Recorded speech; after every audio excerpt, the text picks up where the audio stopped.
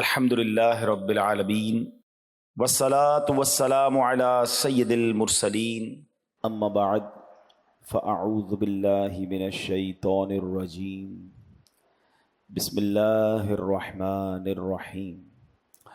پڑھیے الصلاۃ والسلام علیک یا رسول اللہ وعلی آلک واصحابک یا حبیب اللہ. الصلاۃ والسلام علیک یا نبی اللہ وعلی آلک واصحابک یا نور اللہ. درود پاک ایک ایسا وظیفہ ہے جو ہمارے لیے بہت بڑی نعمت ہے، بہت بڑی رحمت ہے. یعنی ایک ہی وظیفے سے نارملی دنیا میں یہ ہوتا ہے کہ ایک چابی سے ایک تالا کھلتا ہے، مگر جو ہوٹل کا کاروبار کرتے ہیں ان کے پاس ایک ماسٹر کی بھی ہوتی ہے جو ایک چابی سے سارے تالے کھل جاتے ہیں. درود پاک ایک ایسی ماسٹر کی ہے کہ جس سے اتنے فضائل، اتنی مصیبتوں کے حل یا اتنی پریشانیاں حل ہوتی ہیں کہ بندہ اگر پڑھے تو حیران ہو جاتا ہے. یعنی ہوتا ہے نا، لوگوں میں کہتے ہیں بھائی کوئی روزی میں برکت کا وظیفہ دے دیں، کوئی کہتا ہے صحت کے لیے وظیفہ دے دیں، کوئی کہتا ہے جناب فلاں کام ہو جائے، اولاد کے لیے وظیفہ. الگ الگ وظائف، الگ الگ چیزیں ہوتی ہیں. مگر درود پاک کو اگر ہم غور سے دیکھیں اور جو حدیثوں میں اس کے فضائل آئے ہیں تو دنیا، آخرت، روزی، اولاد، پریشانیاں، تمام چیزوں کے لیے، یعنی اتنی لمبی لسٹ ہے کہ سبحان اللہ، درود پاک سے وہ مسائل حل بھی ہوتے ہیں اور مصیبتیں آسان بھی ہوتی ہیں. تو اللہ کرے کہ ہم درود پاک کثرت سے پڑھنے والے بن جائیں. ایک بڑی پیاری حدیث ہے، سرکار دو عالم صلی اللہ علیہ وسلم کا فرمان ہے، جس نے مجھ پر صبح و شام 10 بار درود شریف پڑھا اسے قیامت کے دن میری شفاعت ملے گی.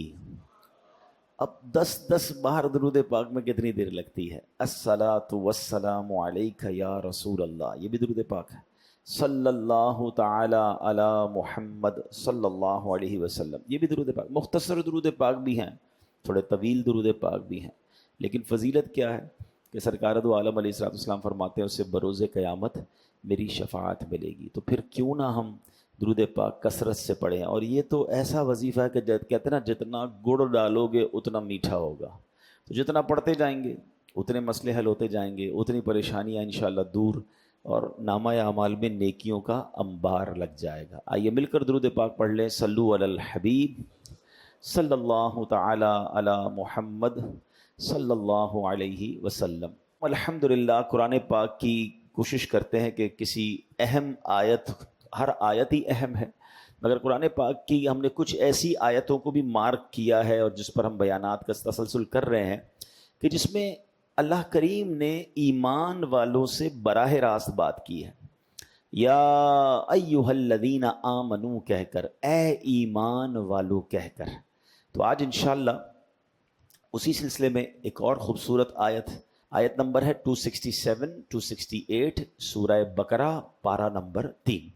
یا ایھا الذین آمنوا انفقوا من طیبات ما کسبتم ومما اخرجنا لکم من الارض ولا تيمموا الخبيث منه تنفقون ولستم بآخذيه إلا أن تغمضوا فيه واعلموا أن الله غني حميد.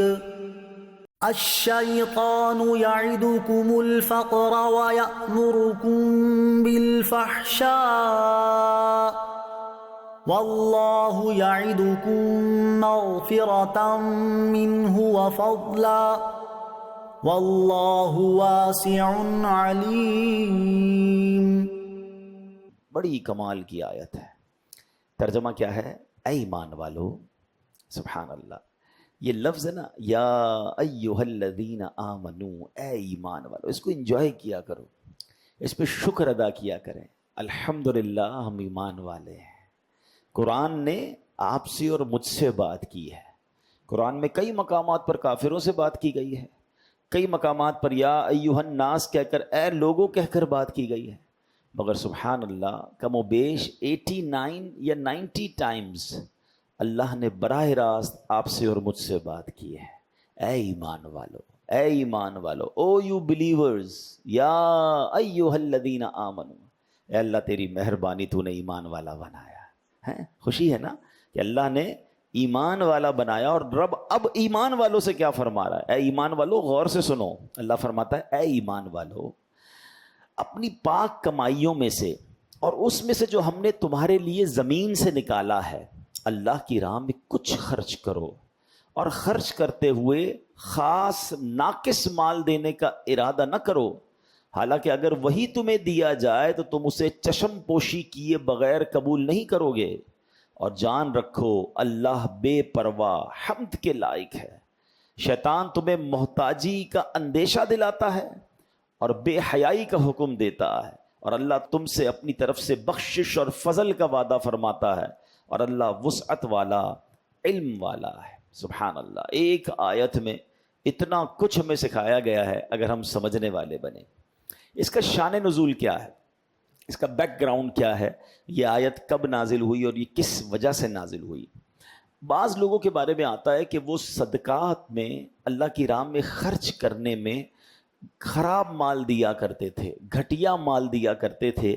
ان کے بارے میں یہ آیت نازل ہوئی اور فرمایا گیا کہ اللہ تعالیٰ کی راہ میں اپنا کمایا ہوا پاکیزہ اور صاف ستھرا مال دیا کرو، نیز زمین کی پیداوار سے بھی راہ خدا میں خرچ کیا کرو، اور اللہ تعالیٰ کی راہ میں ناقص، گھٹیا اور ردی مال نہ دیا کرو. جب تم اللہ تعالیٰ سے اچھی جزا چاہتے ہو تو اس کی راہ میں مال بھی اعلیٰ درجے کا دیا کرو. یعنی جب اللہ سے اچھی تمہیں طلب ہے تو اس کی راہ میں جب خرچ کرنا ہے تو مال بھی اچھا خرچ کیا کرو. پھر فرمایا غور کرو کہ جس طرح کا گھٹیا مال تم راہ خدا میں دیتے ہو، اگر وہی مال تمہیں دیا جائے تو کیا تم قبول کرو گے؟ پہلے تو قبول ہی نہ کرو گے. اگر قبول کر بھی لو تو کبھی خوش دلی سے نہ لوگے بلکہ دل میں برا مناتے ہوئے لوگے. تو جب اپنے لیے اچھا لینے کا سوچتے ہو تو راہ خدا میں خرچ کیے جانے کے بارے میں بھی اچھا ہی سوچو. بہت سے لوگ خود تو اچھا استعمال کرتے ہیں لیکن جب راہ خدا میں دینا ہوتا ہے تو ناقابل استعمال اور گھٹیا قسم کا مال دیتے ہیں. ان کے لیے یہ آیت میں عبرت ہے. اگر کوئی چیز فی نفسہ ہی تو اچھی ہے مگر آدمی کو خود پسند نہیں ہے، اب وہ دے رہا ہے تو کوئی بات نہیں، لیکن جہاں چیز اچھی نہیں ہے اور اس کو اس لیے پسند بھی نہیں ہے، وہ جب اللہ کی راہ میں دے رہا ہے تو اس پر اسے غور کرنا چاہیے. تو اب اس ایک آیت کا جو شان نزول ہے وہ کیا سمجھ آیا کہ اللہ کی راہ میں جب دینا ہے اچھا مال دینا ہے. اس لیے نہیں دینا کہ اب میرے کام کا نہیں ہے تو پھر میں اللہ کی راہ میں دے دوں. نارملی ہمارے ہاں یہی پرابلم ہے. یہ پہلے زمانے کے لوگوں کے لیے آیت نازل ہوئی، مگر آج کا زمانہ بھی دیکھیں تو اللہ کی راہ میں دینے کے لیے کون سا مال ہم دیتے ہیں؟ یار میرے لیے اب یہ کپڑے پرانے ہو گئے ہیں، پھٹنے لگے ہیں، چلو اللہ کی راہ میں دے دو. چپل ٹوٹ گئی ہے، چلو کسی غریب کو دے دو. کھانا بچ گیا ہے تو کسی مدرسے میں دے دیں. یعنی ہر وہ چیز جو میرے اور آپ کے کام کی نہیں ہے ہمیں وہ اللہ کی راہ میں دینے کا جی چاہتا ہے. یا اس میں بھی بعض اوقات لوگوں کا چاہتا ہے، کچھ لوگ تو وہ بھی نہیں دیتے. لیکن چلے یہ بھی جو دے رہے ہیں آپ خود سوچیں کہ ہم یہ کیا کر رہے ہیں. پھر قرآن نے بڑا زبردست ایک اس میں ایک آیت میں جو جز ہے نا کہ ذرا غور کرو اگر یہ مال تمہیں دیا جائے. یعنی تھوڑی دیر کے لیے غور کریں کہ جو کھانا، جو کپڑے، جو بھی مال ہم اللہ کی راہ میں دے رہے ہیں، اللہ فرماتا ہے اگر وہ تمہیں دیا جائے تو تم قبول کر لو گے، تمہیں اچھا لگے گا. اچھا قبول کرو گے بھی تو دل سے قبول نہیں کرو گے. قرآن کیا کہتا ہے کہ اگر یہ مال تمہیں دیا جائے تو تم اسے چشم پوشی کیے بغیر قبول نہیں کرو گے، یعنی دل اچھا نہیں فیل کرے گا. یعنی ہم اللہ کی راہ میں وہ دے رہے ہیں جو مجھے اگر کوئی دے تو مجھے غصہ آ جائے. آپ سوچیں، اب ذرا امیجن کرتے جائیں، جتنے لوگ یہاں مجھے سن رہے ہیں، ہمارا دیا ہوا صدقے کا مال جس طرح کا ہم دیتے ہیں مجھے کوئی دے تو مجھے کیسا لگے گا؟ کچھ لوگ جب یہ راشن وغیرہ بٹتے ہیں تو راشن بھی گھٹیا. بعض اوقات وہ بیچارہ غریب آدمی گھر جا کے وہ راشن کھولتا تو کہتا ہے یہ کیسا راشن دے، کیا خود کھاتے ہیں ایسا؟ غور کریں، تھوڑا دیں مگر کمال کا دیں. اچھا دیں. دیکھیں پہلے ایک بات سمجھیں, میرا اور آپ کا اللہ کی راہ میں خرچ کرنا اللہ کو تھوڑی پہنچتا ہے. کیا معاذ اللہ میرا کھانا میرے کپڑے اللہ کے پاس جاتے ہیں؟ ادھر دل دیکھا جاتا ہے, یہ بندے کی نیت کیسی ہے, مجھ سے محبت کتنی ہے, میری راہ میں خرچ کرنے کے لیے گھٹیا بیکار پھینکنے والا. اچھا اب بہت سارے لوگ کہہ رہے ہوں گے کہ یار ایسا تو نہیں ہے, ہم ایسا ہر کوئی تو نہیں کرتا.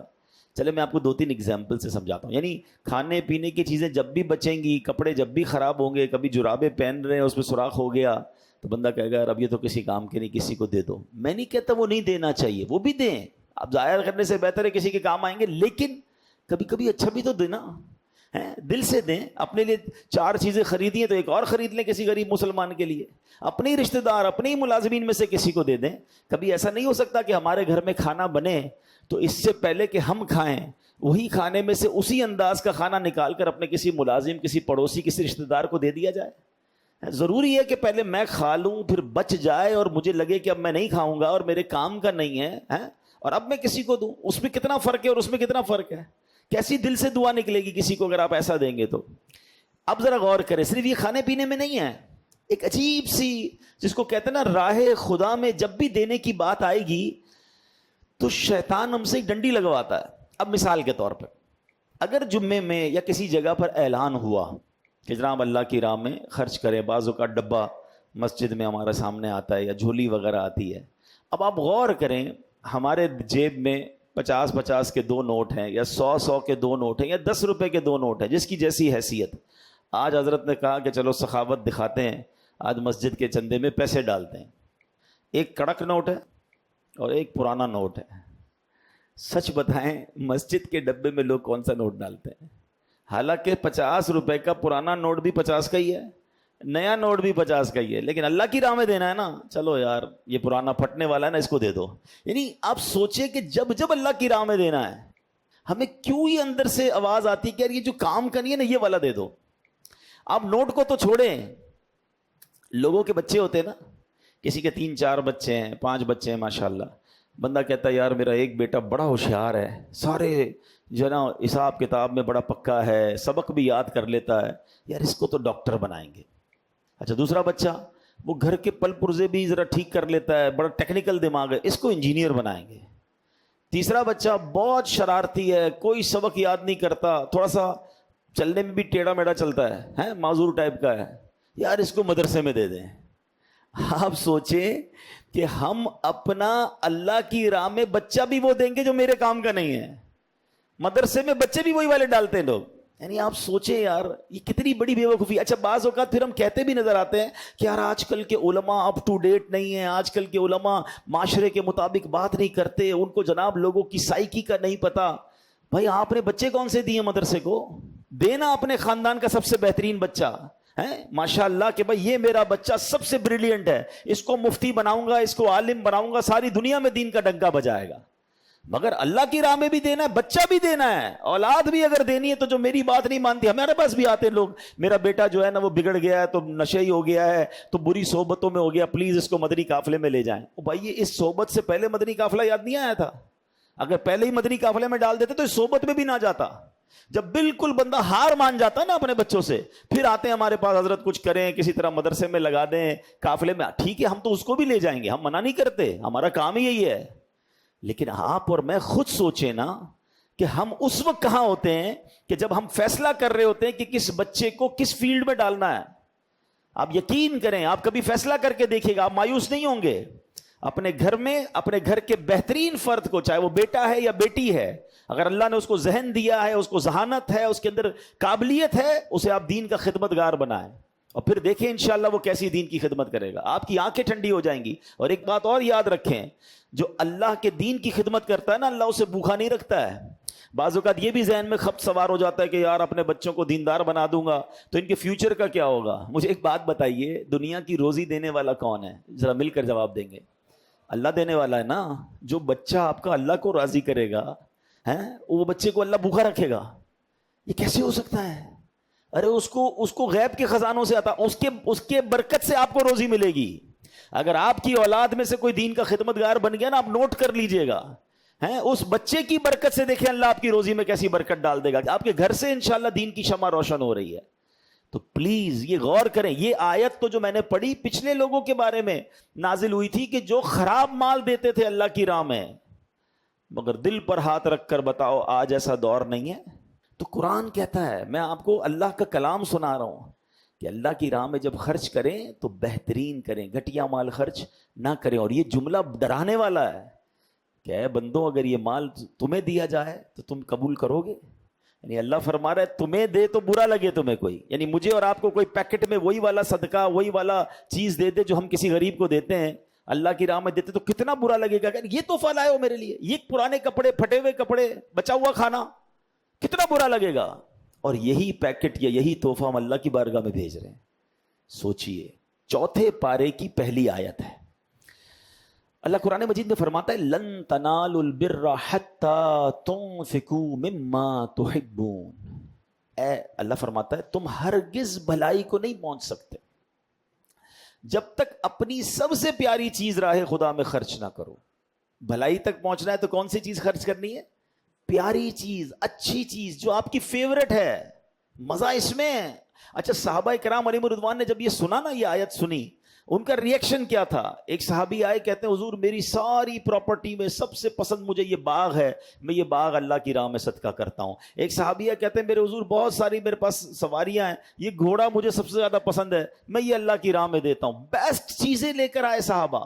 سبحان اللہ, قرآن کا یہی تو کمال ہے, ساری چیزوں کو اس آیت میں کور کیا گیا ہے. اگلی آیت میں کیا فرمایا کہ شیطان تمہیں محتاجی کا اندیشہ دلاتا ہے. بھائی جب بھی آپ اللہ کی راہ میں خرچ کریں گے نا, شیطان دماغ میں کیا خیال لائے گا, بھائی اتنے خرچ کرے گا تو کم ہو جائیں گے, محتاجی آ جائے گی, فقیری آ جائے گی, پیسے کم ہو جائیں گے. اچھا یہ جو شیطان جب بھی اللہ کی راہ میں خرچ کرنے پر محتاجی کا خوف دلاتا ہے نا, انہی لوگوں کے ہم نے یہاں دیکھا کہ بچوں کی شادی میں یا دیگر جگہوں پر کروڑوں روپے خرچ ہو رہے ہوں گے, مگر جب اللہ کی راہ میں خرچ کرنے کی باری آئے گی نہیں کم ہو جائیں گے, تو سمجھ لو کہ یہ شیطان کا بارہ. یہ تو قرآن فرما رہا ہے. دوبارہ سن لیجئے, اللہ فرماتا ہے الشیطان یعدکم الفقر ویأمرکم بالفحشاء. فرمایا شیطان تمہیں محتاجی کا اندیشہ دلاتا ہے اور بے حیائی کا حکم دیتا ہے. پہلے اللہ کی راہ میں خرچ نہیں کرنے دیتا اور برے کاموں میں لگا رہا ہے. پھر فرمایا واللہ یعدکم مغفرہ, اللہ تبارک و تعالی تم سے بخشش, مغفرتم منہ وفضل, اور اپنے فضل کا وعدہ فرماتا ہے. ادھر شیطان محتاجی بتا رہا ہے, ادھر رب مغفرت کی طرف بلا رہا ہے, ادھر رب عز و جل کی طرف سے فضل کا وعدہ ہے. پھر فرمایا واللہ واسع علیم, اللہ وسعت والا علم والا ہے. تو ہمیں یہ سوچنا ہے کہ شیطان کے ان وسوسوں میں نہ آئیں. شیطان تو کہے گا کہ بھائی محتاج ہو جاؤ گے. حدیث پاک کا مضمون ہے, اللہ کریم کے پیارے حبیب صلی اللہ تعالی علیہ وسلم فرماتے ہیں کہ میں قسم کھا کر کہتا ہوں اللہ کی راہ میں خرچ کرنے سے مال کم نہیں ہوتا. تو یہ بات طے ہے کہ جو خرچ کرتے ہیں ان کا مال کم نہیں ہوتا. اچھا اس آیت میں جہاں یہ ہماری تربیت کی گئی کہ اللہ کی راہ میں گھٹیا مال نہ دو, بہترین مال دو, اچھا مال دو, وہاں اسی آیت میں ہمیں یہ بھی سمجھایا گیا کہ زمین میں سے جو اللہ نے تمہیں عطا کیا اس میں سے بھی کچھ دیں. ٹھیک ہے, اب یہاں زمینداروں سے خطاب ہے. یاد رکھیے نبی کریم علیہ الصلوۃ والسلام نے فرمایا ہر اس شے میں جسے زمین نے نکالا اس میں عشر ہے یا نصف عشر ہے. پاکستان کو زرعی ملک کہا جاتا ہے. ہمارا 60-70% آبادی دیہی آبادی ہے جہاں فصلیں اگائی جاتی ہیں, مگر عشر دینے کے حوالے سے بہت کمزوری ہے. یاد رکھیے زکوٰۃ کے تو کئی سارے طریقہ کار بھی ہیں اور اس کی شرائط بھی ہیں کہ مال بھی ہو, سال پورا بھی ہو گیا ہو, صاحب نصاب بھی ہو, قرضہ وغیرہ بھی مائنس ہوگا, پوری تفصیل ہے نا, اس کے بعد جا کر زکوٰۃ ہے وہ بھی 2.5%. لیکن زمین کے معاملے میں ایسا نہیں ہے, جو بھی فصل نکلے گی اس پر عشر دینا ہی ہوگا, آپ چاہے قرضے میں ہیں. لیکن جب زمین سے اللہ نے یہ پیداوار دی ہے, ہاں اس کی تفصیل ضرور ہے کہ کتنا دینا ہوگا. اب حدیث پاک سے اس کو مزید سمجھ لیں. حضرت جابر رضی اللہ تعالیٰ عنہ سے روایت ہے کہ رسول اللہ صلی اللہ تعالیٰ علیہ وسلم نے ارشاد فرمایا جن زمینوں کو دریا اور بارش سیراب کرے, یعنی ڈائریکٹ بارش سے پانی مل رہا ہے یا دریا سے پانی مل رہا ہے, تو ان میں عشر یعنی 10واں حصہ دینا واجب ہے. اور جو زمینیں اونٹ کے ذریعے سیراب کی جائیں ان میں نصف عشر یعنی 20واں حصہ 5% دینا ہے. یعنی آج کی زبان میں سمجھاؤں تو اگر آج کسی کی ایسی زمین ہے کہ جہاں اس کو موٹر ویل یا پمپ لگا کر یا خرچہ کر کے پانی نہیں دینا، بلکہ بارشیں اتنی ہو جاتی ہیں کہ فصل چل پڑتی ہے یا نہر کا پانی خود ہی آ جاتا ہے، تو وہاں تو اس کو 10واں حصہ دینا ہوگا. یعنی دوسرے لفظوں میں کہ اگر 100 من اناج نکلا تو اس کا 10 من اسے اللہ کی راہ میں خرچ کرنا ہوگا، جو بھی اس کے مستحق ہیں. ہاں اگر خود پانی پہ پیمنٹ خرچ کی ہے، پمپ لگائے ہیں، موٹریں لگائی ہیں، ٹیوب ویل ہے، تو اس پر پھر 5% دینا ہوگا. اس کی بھی ایک پوری تفصیل ہے. لیکن میں ایک عجیب سی بات کہنے جا رہا ہوں، میں نے اس پہ کیلکولیشن کی ہے کہ آج ہم کہتے ہیں کہ جناب پاکستان میں بہت غربت ہے. اسلام کا نظام دیکھیے، اتنا خوبصورت یہ نظام زکوٰۃ اور نظام عشر ہے، اگر صرف ہم اس کو فالو کر لیں. حضرت عمر بن عبدالعزیز رضی اللہ عنہ ایک عظیم شخصیت گزرے ہیں، آپ نے صرف 2.5 سال حکومت کی تھی، ٹھیک ہے، بہت بڑے ایریا پر. اور آپ کے دور میں بتایا جاتا ہے کہ ایک وقت ایسا آ گیا، ایسا نظام عدل قائم کیا کہ لوگ زکوٰۃ لے کر نکلتے تھے مگر زکوٰۃ لینے والا کوئی نہیں ہوتا تھا. ایسا وقت مسلمانوں نے دیکھا ہے. آپ یقین کریں گے، میری اپنی کیلکولیشن یہ ہے کہ پاکستان میں اس وقت یہ وقت آ چکا ہے کہ واقعی اگر جس کے اوپر جتنی زکوٰۃ بنتی ہے، ٹھیک ہے، جو مالدار ہیں، بزنس مین ہیں یا دیگر پیسے والے، وہ اور بالخصوص سارے کسان، سارے زمیندار اپنا عشر ادا کر دیں اور زکوٰۃ والے زکوٰۃ ادا کر دیں. آپ کو سورس لگانی پڑے گی کہ یار مجھے کوئی زکوٰۃ لینے والا تو بتاؤ، پیسے پڑے ہوئے ہیں کہاں دوں زکوٰۃ. زکوٰۃ نہیں دے رہے لوگ، اور زکوٰۃ سے زیادہ عشر نہیں دے رہے. کیونکہ اگر آپ پاکستان کی ٹاپ کراپس کو کیلکولیٹ کر لیں، انٹرنیٹ پر موجود ہے، جو سمجھدار لوگ ہیں کبھی بیٹھیے گا انٹرنیٹ پر سرچ کیجئے the top 10 crops of Pakistan. Pakistan کی سب سے زیادہ ہونے والی کراپس، اس کی کوانٹٹی بھی بتاتا ہے انٹرنیٹ کہ بھائی 2023 میں کتنا چاول، کتنا گندم، کتنا گنا، جو بھی ہماری ٹاپ فصلیں ہیں، آپ ان کا 10% نہیں 5% بنا دیں. چلیں 10% کسی کے اوپر ہے، کسی کے اوپر 5% ہے، ٹریلینز آف روپیز بن جائے گا، خربوں روپے. اتنا عشر بنتا ہے جو سب پر دینا ضروری تھا.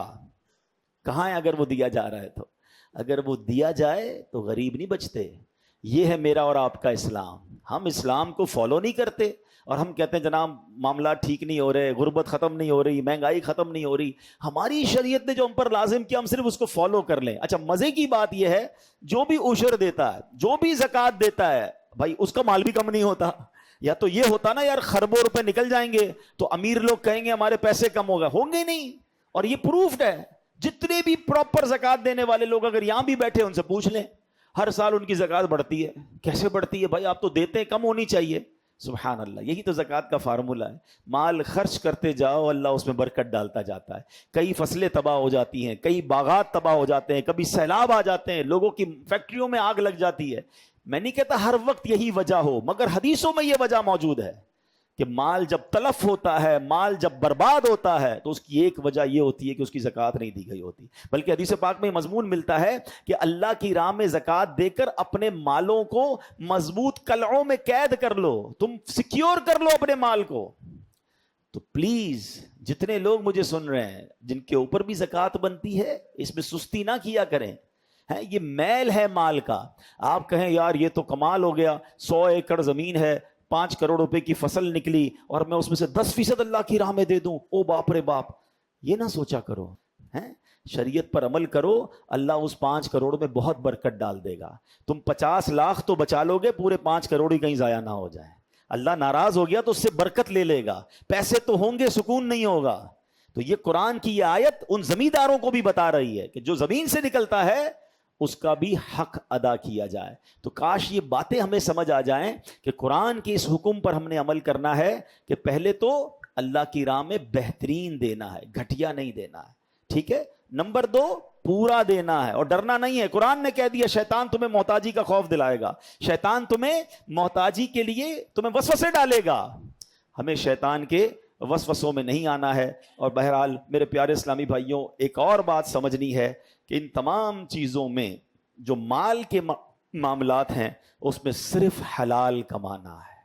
حرام روزی کو آپ نے شامل کیا، آپ کی ساری برکت چلی جانی ہے، دعائیں قبول نہیں ہونی ہیں، مشکلوں میں اضافہ ہو جانا ہے۔ پیسوں میں تو اضافہ ہو جائے گا، شاید اکاؤنٹ میں پیسے بھی آپ کو زیادہ نظر آئیں گے، 2-4 گاڑیاں بھی زیادہ نظر آئیں گی، مگر بلیو کریں آپ کی مشکلوں میں اضافہ ہو جائے گا، آپ کی ٹینشنوں میں اضافہ ہو جائے گا۔ ہمیں کیا کرنا ہے اس پیسے کو جو ہمیں سکون سے سونے نہ دے؟ اچھا یہاں سکون مل بھی گیا اور اگر آخرت میں مار پڑنی ہے تو کہاں جائیں گے؟ قرآن میں رب فرماتا ہے یا ایھا الذین آمنوا کلوا من طیبات ما رزقناکم واشکروا للہ ان کنتم ایاہ تعبدون۔